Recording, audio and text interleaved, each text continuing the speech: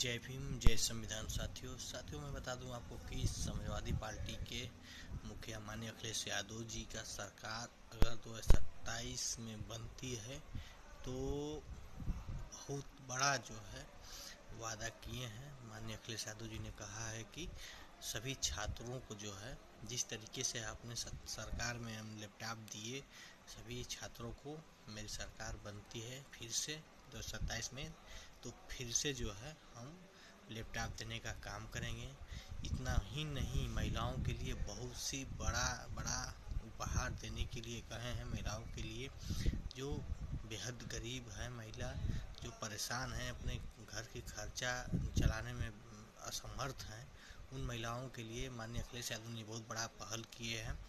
आगे आप लोगों को बताऊंगा। साथियों मैं बता दूं कि जब से भाजपा सत्ता में आई है तब से माननीय अखिलेश यादव जी के जितने स्कीम लाए थे, माननीय अखिलेश यादव जी जितने स्कीम लागू किए थे वह सभी स्कीम को, सभी वो चीज़ों को बंद कर रही है, धीरे धीरे करके बंद कर दी और जो है सभी वो सिस्टम को बेकार करके रख दी।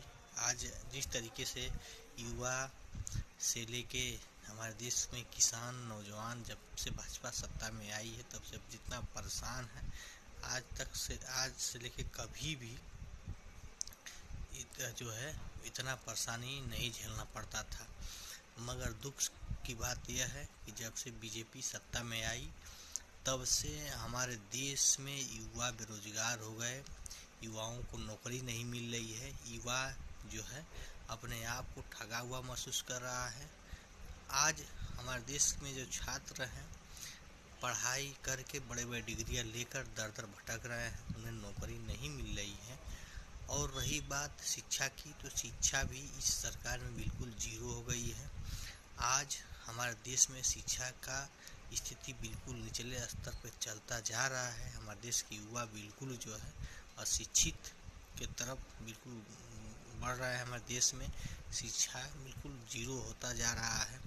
साथियों मैं ऐसा क्यों कह रहा हूँ, आप लोग देख रहे हैं जिस देश में शिक्षा काफ़ी किताब पे GST हो, उस देश में हमारा युवा जो है किस पैदान पे चले जाएंगे। आज जितना महंगाई हमारे देश में है, शिक्षा की जो सामग्री है, पढ़ने लिखने का काफ़ी किताब जो है उस पे GST लेकर और इतना ही महंगा कर दी, इतना महंगाई हो गई कि काफ़ी किताब लेना नामुमकिन हो गया है। पढ़ाई इतना महंगा हो गई, शिक्षा हमारे देश में इतना महंगा हो गया कि गरीब आम जनता के बच्चों को पढ़ने के लिए बहुत ही सोचना पड़ रहा है कि कैसे हम पढ़ें। और हमारे देश के जो किसान हैं वह अपने बच्चों को पढ़ाने में असमर्थ हैं, सोच रहे हैं कि अपना घर चलाएं या बच्चों को शिक्षा दें। उनकी पूरी ज़िंदगी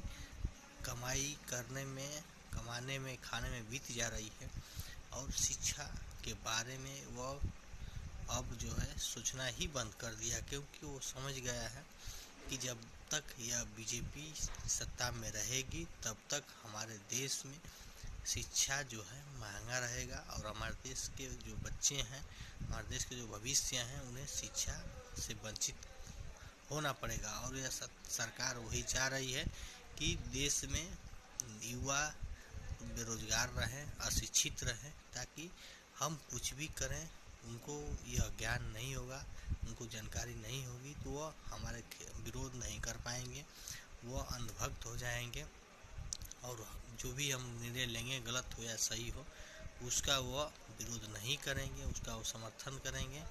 आज जिस तरीके से शिक्षा ख़त्म किया जा रहा है, हमारे देश में बेरोजगारी बढ़ाई जा रही है और हमारे देश के आम जनता को, गरीब जनता को जिस तरीके से गेहूं चावल आटा पिसान राशन देकर फ्री में उन्हें फ्री की खाने की आदत डाली जा रही है।